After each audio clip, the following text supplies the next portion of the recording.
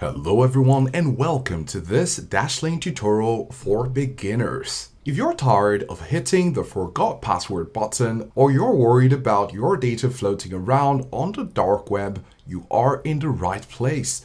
In this video, we're going deep into Dashlane, the password manager that has evolved from a simple vault into a full-scale personal security suite. In this walkthrough, I'm going to be showing you exactly how to set up your account from scratch, how to navigate the new web-first interface, and how to use advanced features. We'll talk about recovering your old passwords from browsers like Chrome or Safari, setting up passkeys for your passwordless future, and organizing your digital life with secure notes and collections.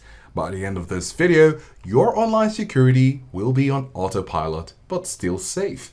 Also, if you want to try Dashlane yourself, you can use my link down below in the description to get 6 months for free of their premium plan. This gives you a massive head start on all the features we're about to cover. So let's jump into the setup. So first things first, you'll need to get over to dashlane.com and this is what you'll find.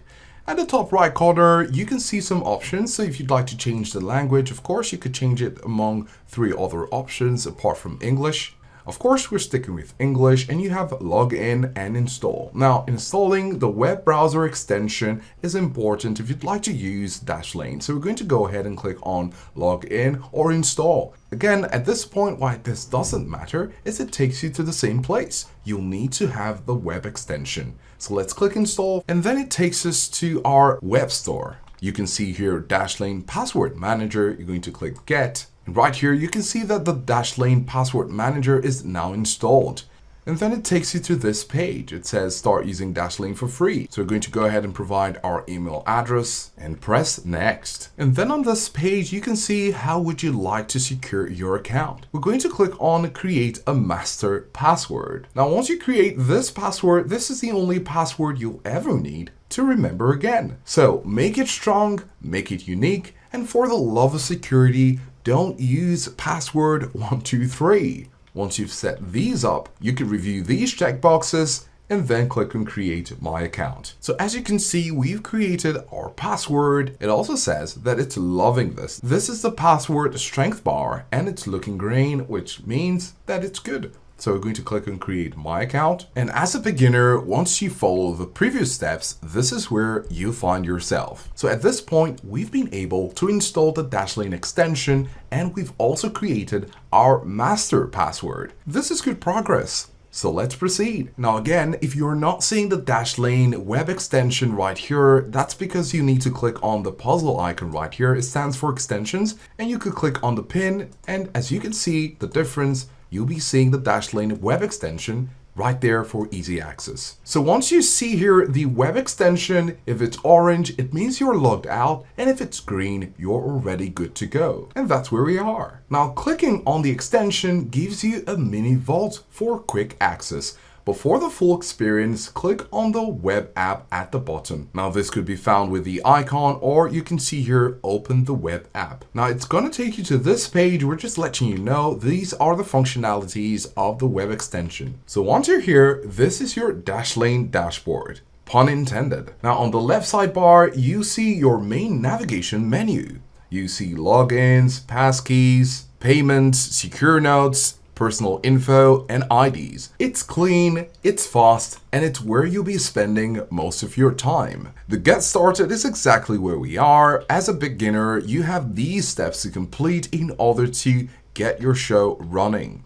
Then of course you have the search where you can search for passwords and you see your notifications right here. Now let's assume you want to get your data in here. If you've been using Chrome or Edge or an old password manager, you have to type in everything manually. However, to make things simple, you could go over to the top left corner where you can see your vault and it's also a drop down. Click on it and you'll see settings. Click on the settings. Now here on the right, you'll see the options. To have your passwords from other sources, you can click on import data. Then you have a field area right here, which also is a drop down. It says, where are you importing data from? So you can see the range of options here. Now these are popular options, so we expect that you might be choosing one of these. If you don't have these, however, you can also use other CSV. So here you can upload a CSV file or use the direct browser to import it. And Dashlane will pull in all your usernames and URLs in seconds. Now, if you did not have an organized way before and you'd like to add things manually, you could go over to the logins button right here on the left hand panel, click on it, and right here you're going to see start adding logins, right? So you have import logins or add logins. If you choose import logins, this means that you'll be importing logins from your previous tool all at once. Now this was a previous plan, but if you don't have this, you can add your logins manually one by one. You're going to put in your username, a password, a note, and for organization, you'll need to give this an item name and add it to a collection. For example, if you want to have your password vault to organize your social media handles, such as Facebook, X, Reddit, etc., you can put that in the collection of socials. So let's click on this and say socials, then say add a collection. So let's go ahead and put in some details right here. So we have facebook.com as the website, and we have the username, alternate username, and the password, which we have as our Facebook password.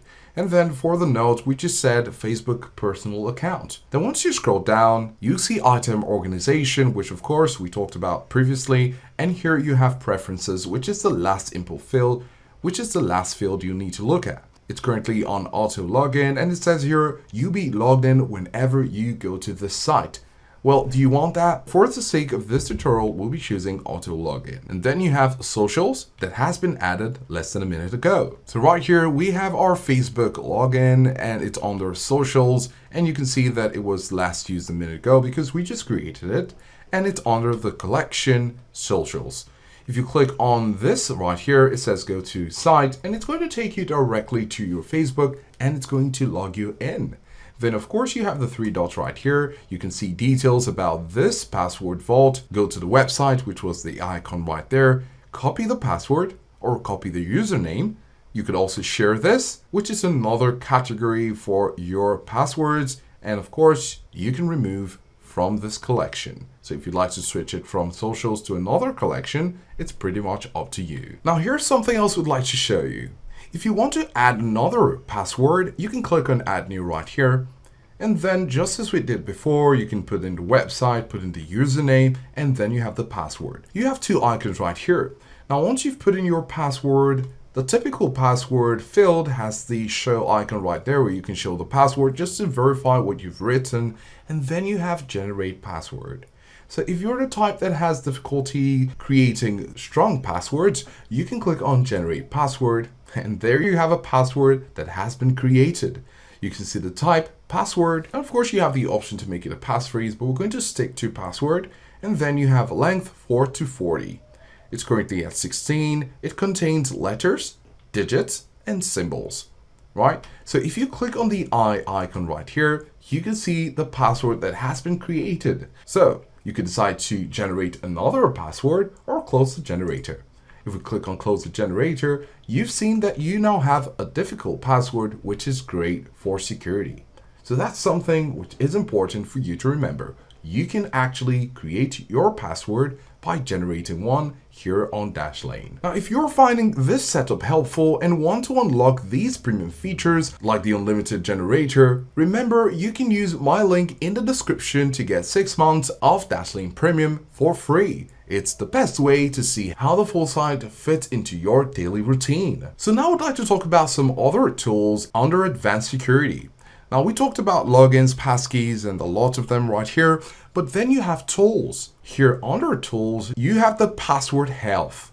Now this dashboard is a wake-up call. It analyzes your vault and gives you a score based on how many weak, reused, or compromised passwords you might be having. If a site you use gets breached, Dashlane will flag it here immediately. Next is the dark web monitoring. Now this is a standout feature for Dashlane. You can add up to 5 different email addresses, and Dashlane will scan the darkest corners of the internet to see if your credentials have been leaked in past data breaches. If it finds a match, it tells you exactly which password needs to be changed. Now let's look at the VPN tab.